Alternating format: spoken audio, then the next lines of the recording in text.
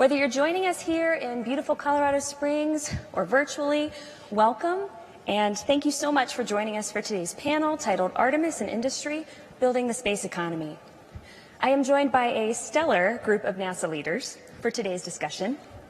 We have Jim Free, Head of NASA Exploration Systems Development, Ken Bowersox, who, together with Kathy Leaders, leads the Space Operations Mission Directorate, Dr. Thomas Serbuchin, Head of NASA Science, and Jim Reuter, Head of NASA Space Technology.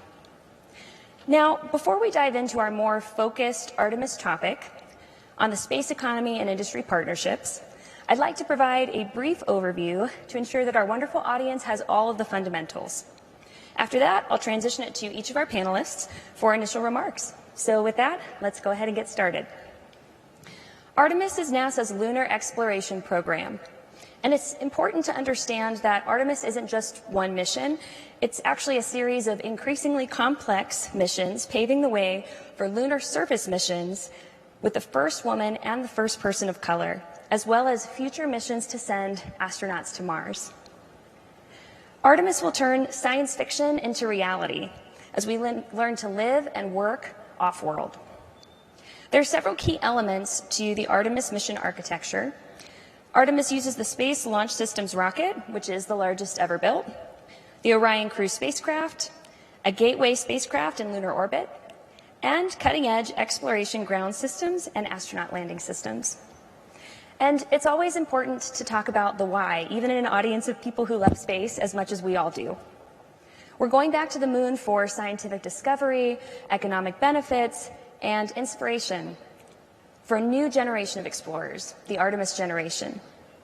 In collaboration with industry, commercial, and international partners, we will establish the first long-term presence on the moon. While maintaining American leadership in exploration, we will build a global alliance and explore deep space for the benefit of all. Humanity's historic return to the moon takes flight this year with the Artemis 1 launch.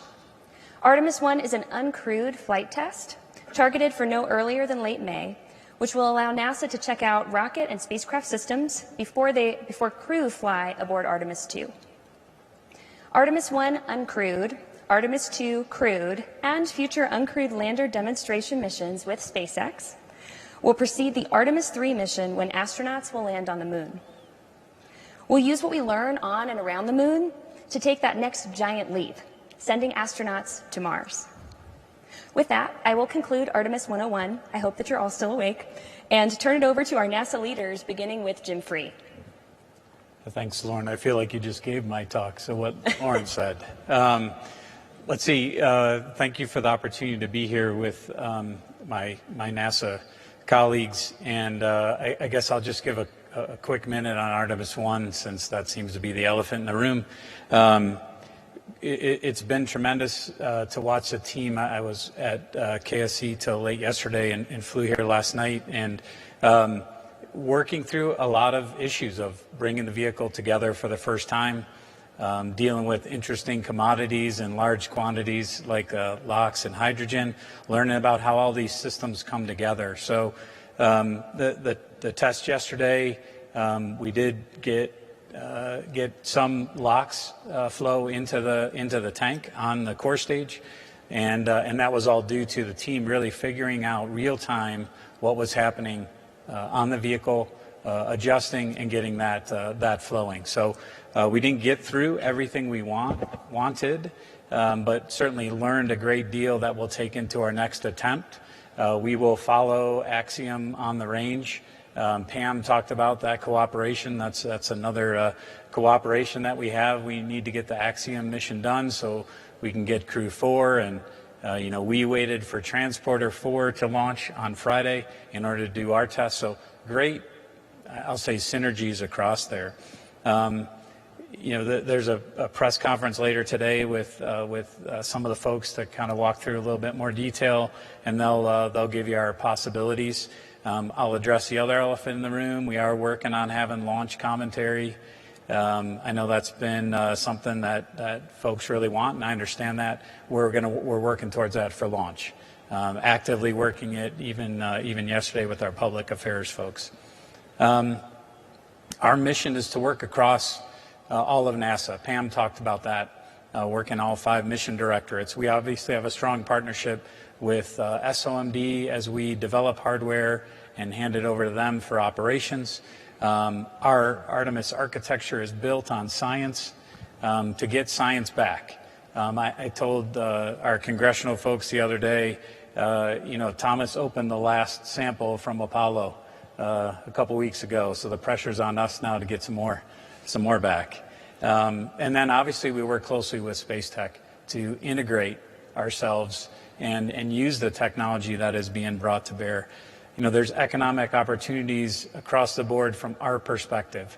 We're about to award a suits contract that was based on services from other people using spacesuits in the future. The lander contract that Pam mentioned, that where we're developing the next set of landers that can then be a services contract where other people can use those landers for their own purposes. And we have Gateway, where we have logistics to Gateway as a service. We just put out an RFI for additional Gateway opportunities. So for me, economic opportunities are all over. Our architecture leverages private investment now and in the future, and to use those commercial capabilities for our own benefit.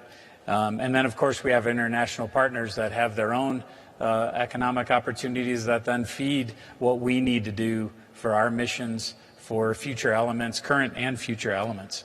So from my perspective, we are part of the space economy and look forward to using that further in the future. Right. Yeah. Hi, I'm Ken Bowersox from Space Operations. It's really wonderful to be here in Colorado Springs with all of you. It's neat to see how people interact here and how relationships are built that will be indispensable in building the space economy. There are a lot of ways if you want to make the space economy bigger. One way is just grow the federal budget and spend more money. Another way is to bring in private capital. It's a lot harder from a government perspective, I think, to come up with ways to bring in that private capital and expand the work that's going on. But I think it's got the biggest potential for helping us accomplish the things that we want to do in space exploration.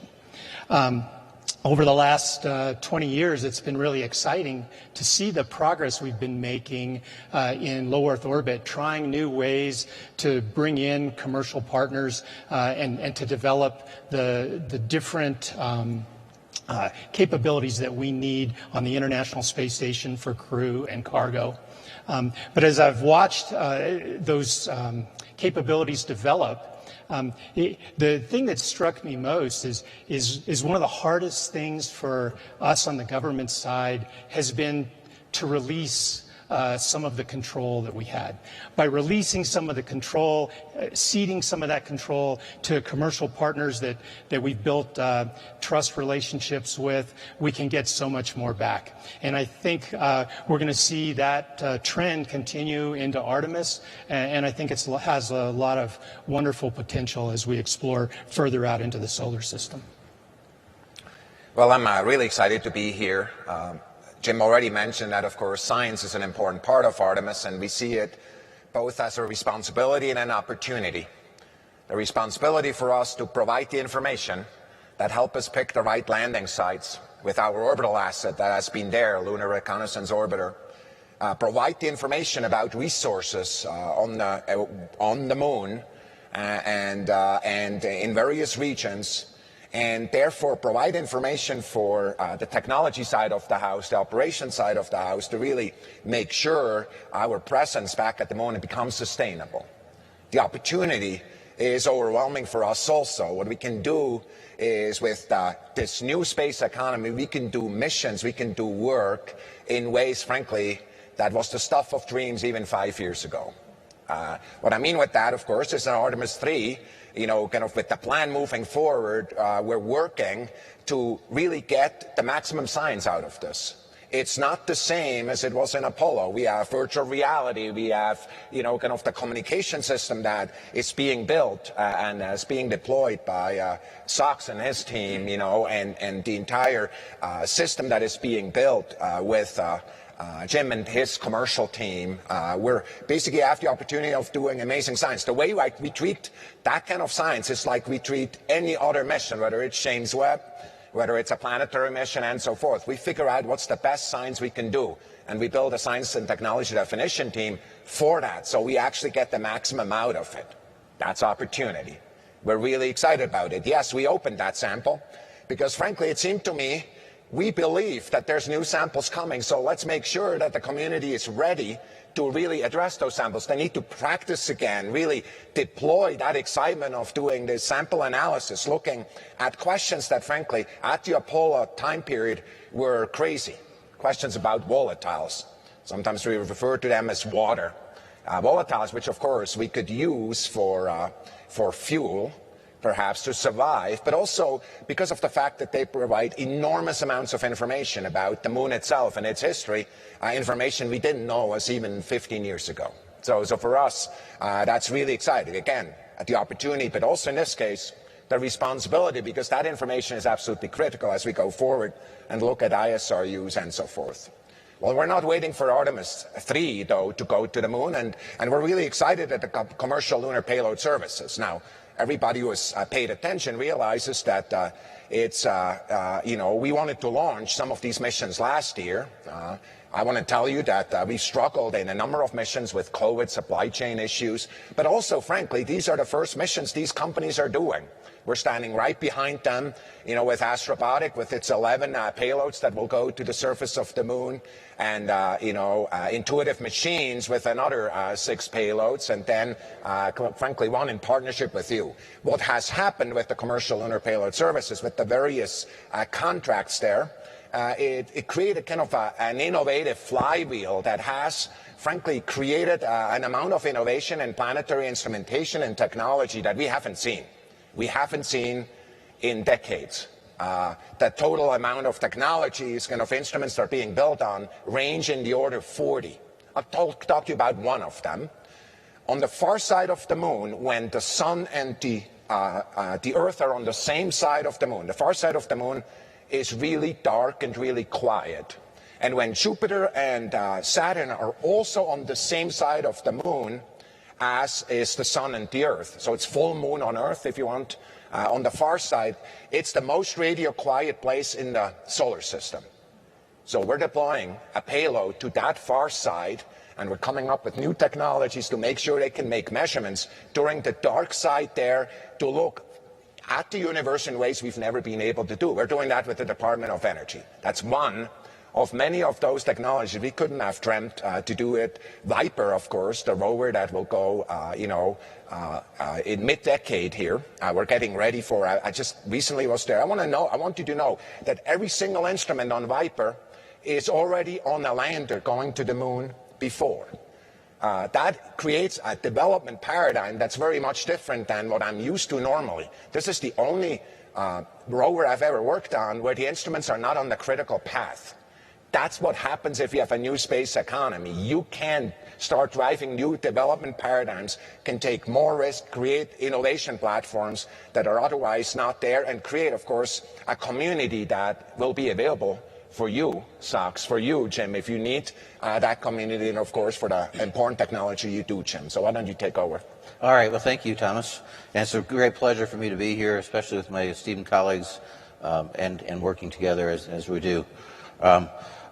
We in Space Tech pursue transformative technologies for both human and robotic mission enabling, and also enabling the growth of commercial space in the process. And of course, like all of us, a core element of what we're doing is to inspire the next generation.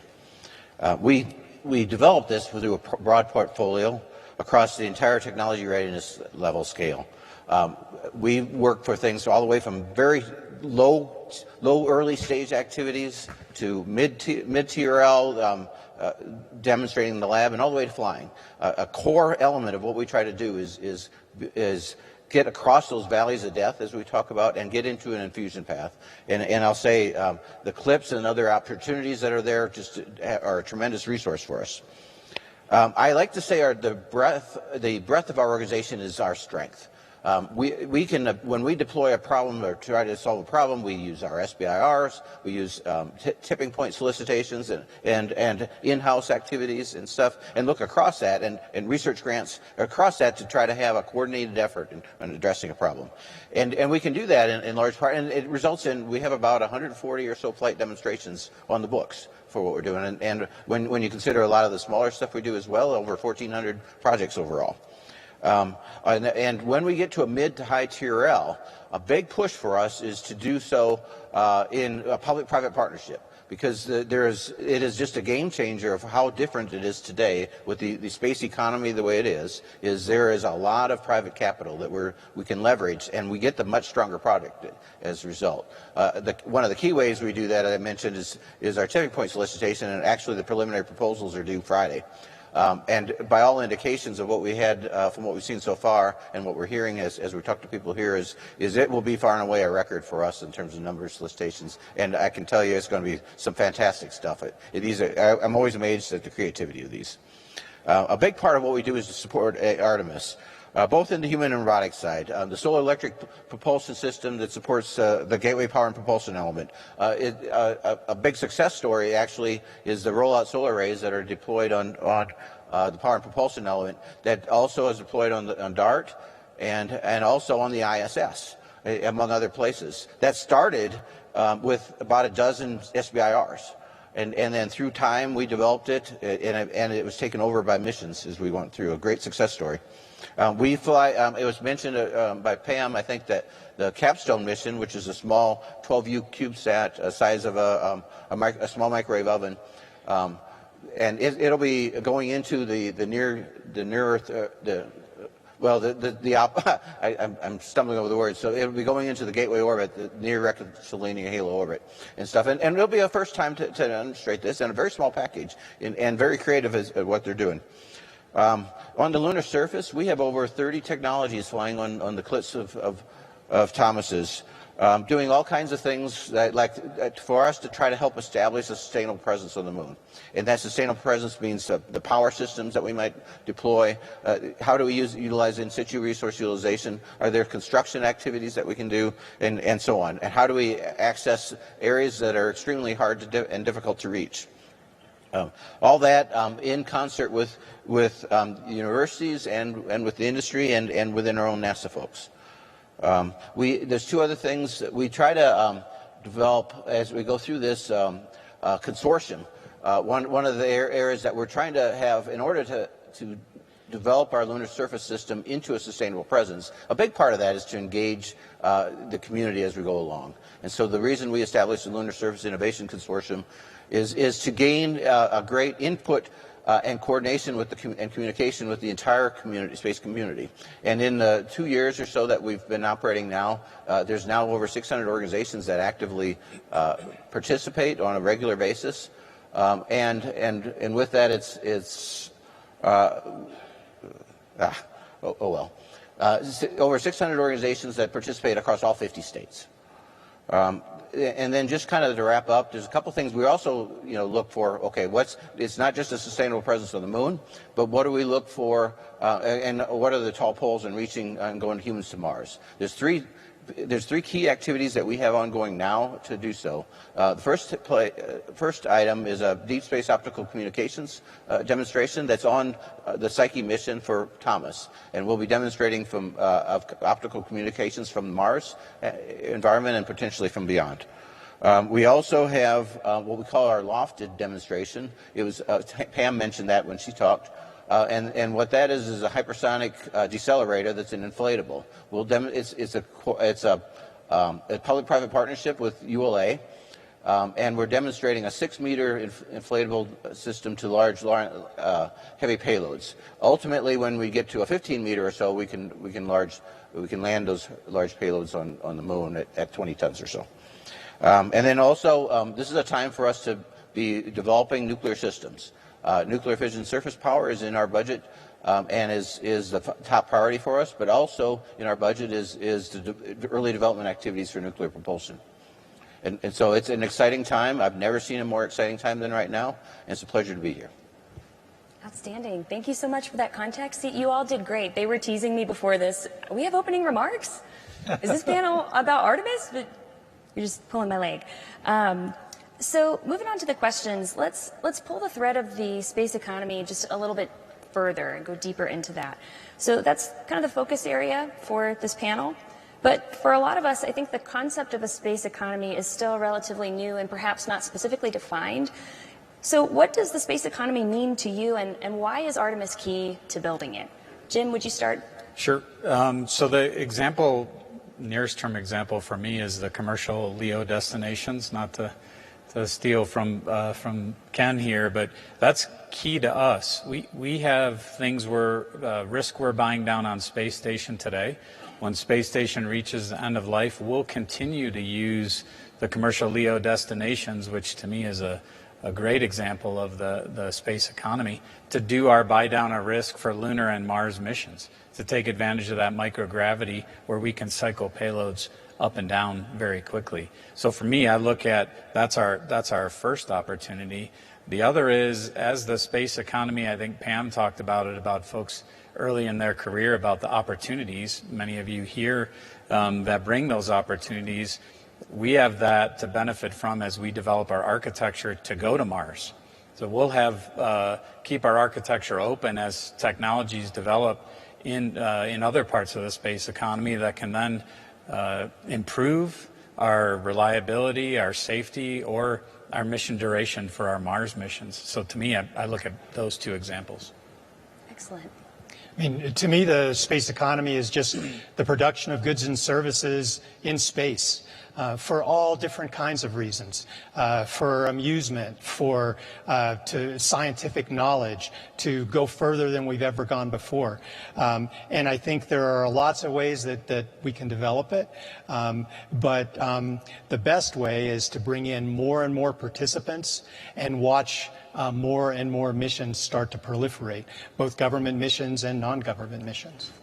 And for me, the way it becomes part of our life and kind of the Science Mission Directorate, one of the things I really want us to do is continually ask, what are the opportunity spaces that are there? So we focus tunnel vision on new science and science per dollar, and we use the tools that are there so we can in fact become first customers in some of these new places, or we can take advantage of opportunities that frankly were not there to do amazing science. And so for me, even if the government assets, the space station, together with our international partners, you really taught us, I believe, and kind of taught the science community. The science community was very much used to building their own stuff all by themselves. Like what happens, frankly, on the space station, you have more payloads than we can accommodate.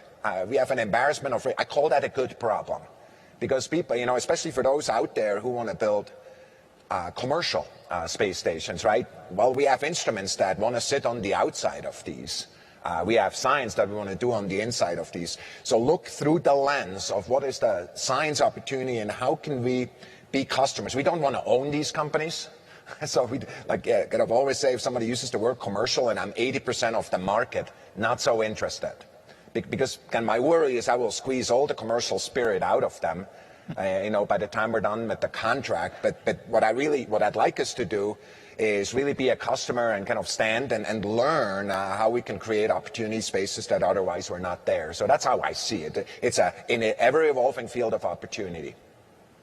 And what I'd say is the space economy right now is defined by the consumption of resources for the betterment and use of space is a $400 billion industry right now, and it's on the way targeting towards $1 trillion. And I suspect it'll get here faster than we think. And for us, as I said, that really equates to now it's not just the venture capitalists that are highly, that are geeks for space. It's also much more conventional people who are looking for opportunities. And yes, space is exciting, so it draws a lot of extra, but it's a lot more opportunities for investment into capital investment. And that leads us to being able to take advantage of that and utilize this. And those that community is obviously low Earth orbit, suborbital orbit, geo and stuff is obviously a mainstay right now, but it also there's a strong push towards cislunar space and the utilization of that from an economy standpoint. And so we're seeing a lot of investment that we can really take advantage of. So as we move, I guess, into this space economy that's continuing to develop and grow, we know that we need vision, we need talent, but we also need resources. So can you help us understand, and from your perspective, how the recently released NASA budget supports Artemis and the goals that we have? You want me to start? You offered. All right.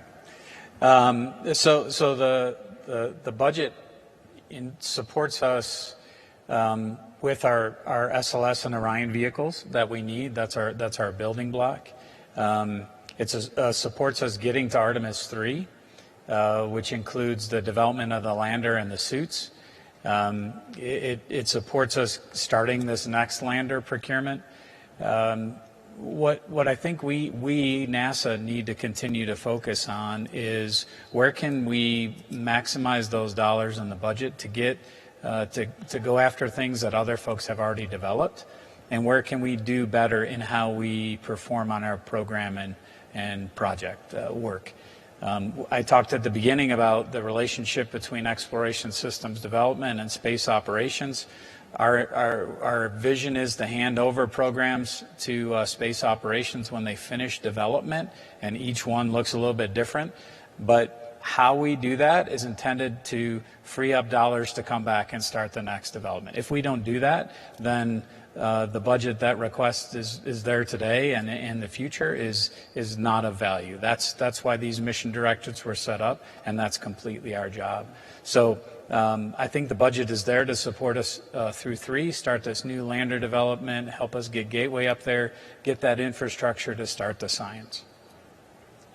You mentioned vision, talent, and resources.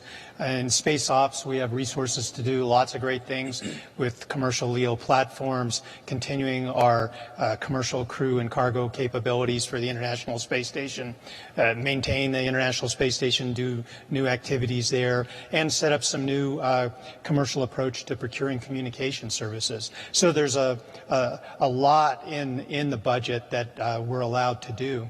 The vision part, I think, is harder for us to try and exactly see where we're going and what we need to do, and to stay out of the way as our commercial partners come up with new ways of doing business. Is tougher. The other thing that's tough is having sort of a unified regulatory framework, because developing the space economy is in NASA's interest. We have taken on a lot ourselves, where we try to facilitate the growth of different commercial entities and enable them to get their job done. But at some point, that's not really NASA's job. That needs to move out and into other parts of the government. And we're already seeing discussions there. And that's one way you'll know the economy is growing, is work that NASA's doing now will move to Commerce and the FAA, and we're seeing it start, and we'll see more of it. And from the talent side, there's a number of companies that tell us how they're having a hard time holding on to their talent because the companies are growing in their neighborhood. And I always thought, what an amazing thing if you're an entrant into this industry, because people are chasing you around town. And I'm like, that's an amazing thing. It's kind of, I see people that I used to teach, used to be in my classroom 10 plus years ago, and they're in these leadership positions in companies, they're in these leadership positions within the agency, frankly, and many of the projects. That half the shifts of the James Webb Space Telescope at night, the night shifts were run by one of my former students as the shift lead. And so I'm just tremendously proud of both what they're achieving, this kind of generation that's behind us, and I consider it our job as we're opening up that opportunity space, both the commercial one, but also from the talent perspective, to really help that talent pipeline. But I'm also just in awe about the opportunities of the ones that are just, coming out of schools now, and kind of the opportunities that they have going forward, including some of these skill sets such as welding and kind of manufacturing that are so needed in so many of these industries. Absolutely. And what I'd say is, first of all, the Space Tech budget for FY23 we're pleased with. It's enough for us. It maybe isn't everything we'd like to do, but it never is. And it's enough to allow us to really look at and maintain a very broad portfolio portfolio as I talked about sooner. A key part of this, I think, is to really, how do we operate with the community to ensure innovativeness and creativity as we're going along? And and the more we do things where we kind of leave open this trade space and have an open thought of how we do of what they might accomplish. The CLIPS is a great example of that, and the payloads that are there as well. And wherever we give something we're not quite as prescriptive, creative things happen. Excellent. So we talked a little bit about how there are so many opportunities now, which, I mean, as a young professional myself, I definitely see that. I've got friends that are kind of have all these opportunities when they graduate, which is a fantastic place for us to be, I think, as an industry. But there are some out here, perhaps future industry partners that are not involved in Artemis right now. They want to be part of it. So what tactical steps can they take to join this whole mission for Artemis? And I think, and Jim, I'll start with you because I think you mentioned some of that just a little bit in your opening remarks. Okay, sure. What I would say is probably the first way that you need in order to get engaged, is to have a really good idea, or have something that you address a need that's out there. And you have a prospect for going to get it. Then we have a lot of solicitations across the board here with that NASA, where some of those ideas can be brought out. For us, if you're a small business, a great place to start is Small Business Innovative Research, because there's several hundred small contracts that we have for a year to check it out, along with a lot of other solicitations. And I mentioned the tipping point that it's going now. And then beyond that, we have ways to communicate with the community.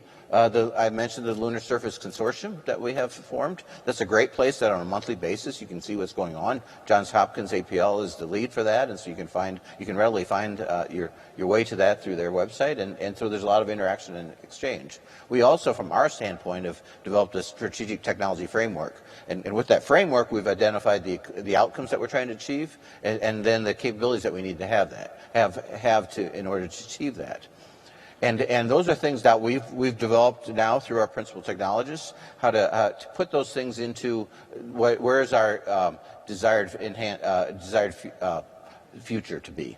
And our intent is here in the next couple months, every couple months, is to release in 4 sets these activities, so we get feedback from the community. Hopefully it's a two-way thing, so you can see better of what we're thinking from a technology standpoint, and also help guide us.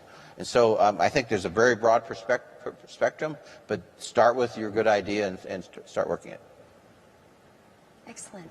Any other ideas, thoughts on how we can get involved? We've got excited people out here in the audience that want to join in Artemis. I would say our architecture team for a number of years now has done some, I'll say, forward-leaning engagements with industry across the board, big to small. Where we understand where those entities are going with the work they'd like to pursue, understand how it helps the overall architecture that we have, and figure out where are those opportunities that we can utilize that technology, and work with Jim to figure out calls that can elicit the things we're trying to buy down in our architecture. So that's been led by Greg Chavers and Doug Craig. I know they're here, they're involved. I think reaching out to them, being proactive.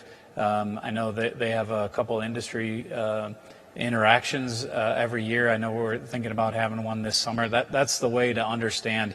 Here's what company X wants to pursue. How can we help further that? How can we utilize that? Much like we do with our critical international partners too.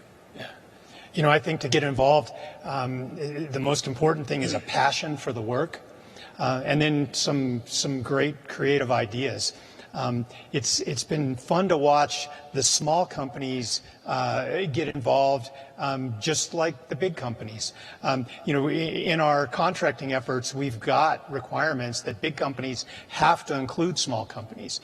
So I wouldn't let that deter me if I was, just a graduate student right now with a neat idea. I wouldn't let the fact that I'm a one-person company frighten me away from doing the business, because if you've got the passion and you've got the ideas, you can find a way to get built into the system and become part of what we do in low Earth orbit and what we'll do beyond low Earth orbit. Excellent. So I have a question from the audience now. We're going to transition to some of your questions. Thanks for sending them. And this one's for you, Dr. Z. What are the key science objectives that you want to achieve on the lunar surface beyond 2024?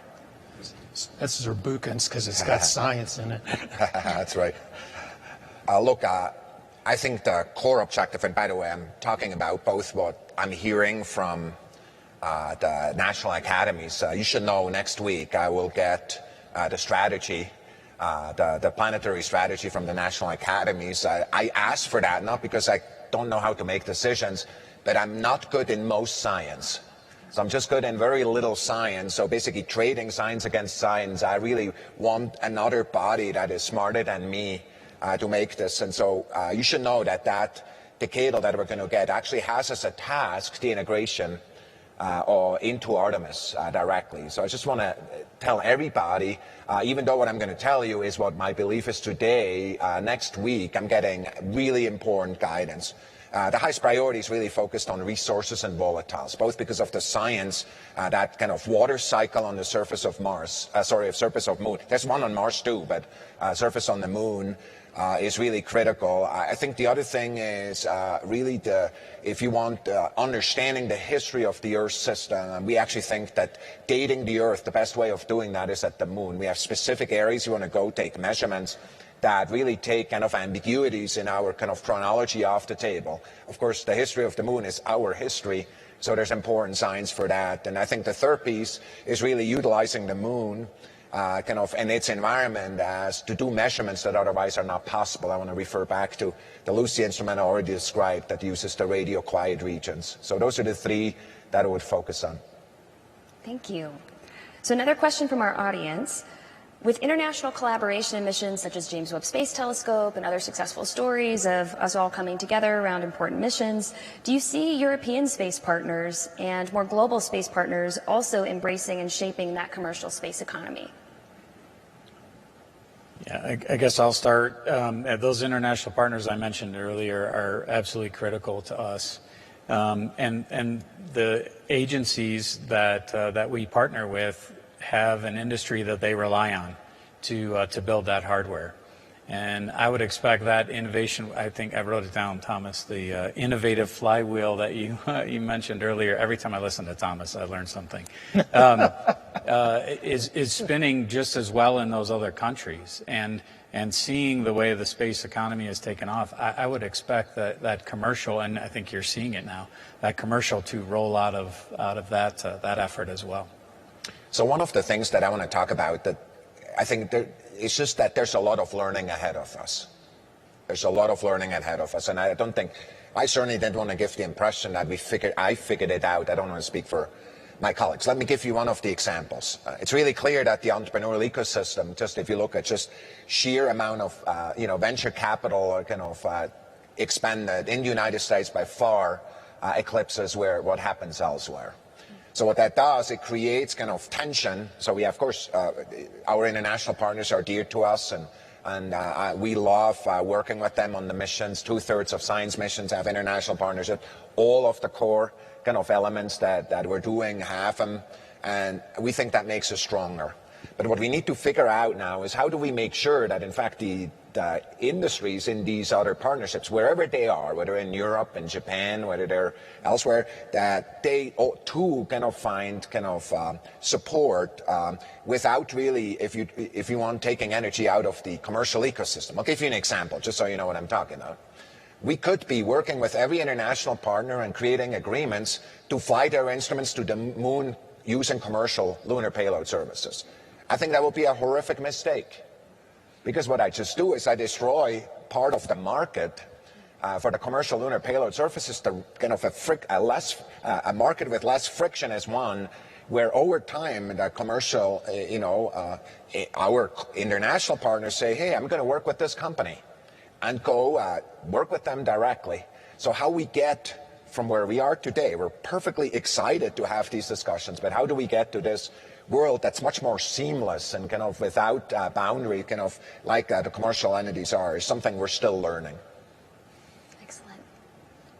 So as we kind of, I guess, reset, to tie a bow on this conversation, we started with talking a little bit about what Artemis really is, what Artemis means, and we've detailed some really important pieces of the partnerships, the talent, all the resources.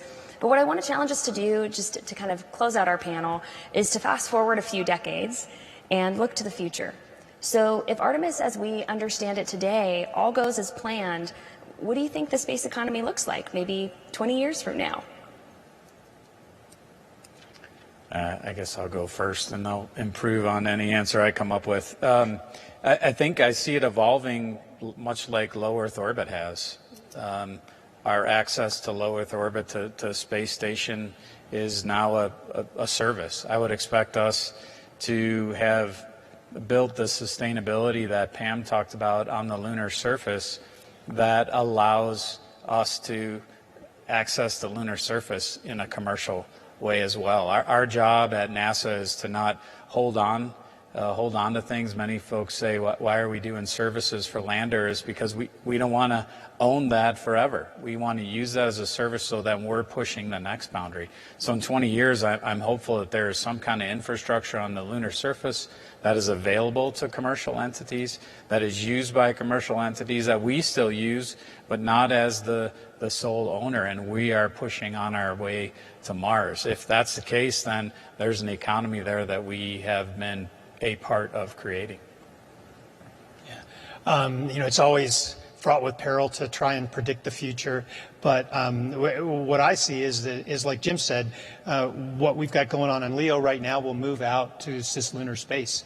And we'll see private missions that go to the lunar surface.